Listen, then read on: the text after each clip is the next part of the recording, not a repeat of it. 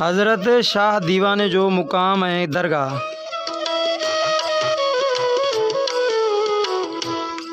शाह दीवाने जो मुक़ाम ऐं दरगाह तालके मातली ज़िले बदीन में आहे।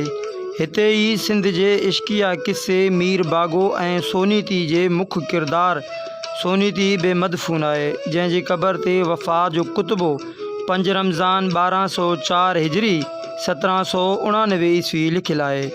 मक़ामी तौरु शाह दीवाने जो असुल नालो सैयद सुल्तान अब्दुल मुग़ीस ॿुधायो वञे थो। पाण यमन मुल्क में सन 581 हिजरी 1185 ईस्वी में ॼाओ। संदसि पीउ सैयद हुसैन शाह यमन जो वाली हो। 24 सालनि जी ॼमार में संदसि वालिद वफ़ात करे वियो त पाण तख़्त संभालियाई। थोरे ई वक़्त में नबी करीम सल्लल्लाहु अलैहि वसल्लम जन जे ख़्वाब में अचण ऐं इशारे ॾियण ते हू मुल्क छॾे मदीने पाक हलियो वियो। साणसि सलाहकार सैयद सखी इस्माइल शाह बि गॾु हो। मुहक़क़ मोमिन बुल्ले जे लिखण मूजिबि पाण 6 महीना मदीने में रहियो ऐं पोइ सिंध हलियो आयो।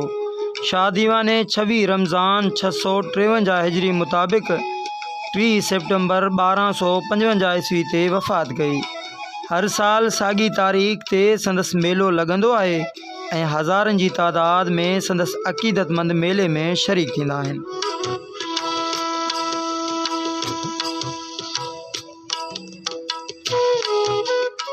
शाह दीवाने जो मक़बरो विच क़ब्रिस्तान में मौजूदु आहे। मक़बरो चौकोर रिथ सां जुड़ियलु आहे। लंघ जे ॿीड़ बने जे चइनि कुंडनि ते ऊचियूं बुर्जूं ठहियल आहिनि, जिन ते नंढड़ा गुंबज़ ठाहे उन्हनि जे मथां कलसा ॾिना विया आहिनि। विच ते हिकु नंढो शानदार गुंबज़ आहे, जंहिं ते तबकाओ वॾो कलसो ॾिनो वियो आहे।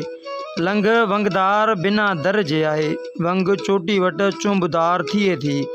ॿीड़ बने ते सऊं पायल ॾेई महाड़ी में ताज रखियो वियो आहे। लंघ वारे दरवाज़े मां लंघी हिकु सिधी घिटी नुमा पेशराह ते पहुचबो, जंहिंजे पासनि खां भित आहे ऐं उन भित ते जिनसार थियल आहे।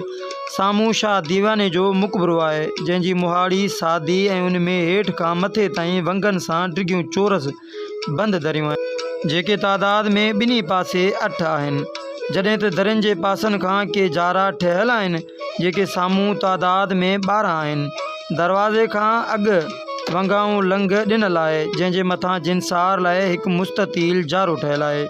ॿीड़ बनो सादो आहे। हर कुंड ते हिकु नंढी बुर्जी ठहियल आहे, जंहिं ते कलसो ॾिनो वियो आहे।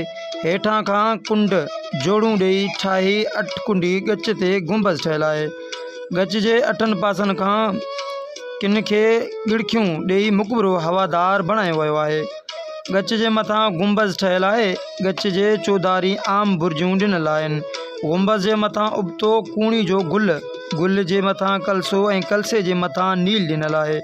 मक़बरे जे बाक़ी 3 पासनि खां ताकनि वारियूं बंदि दरियूं ठहियल आहिनि, जे हर पासे 3 हेठां ऐं 3 मथां आहिनि।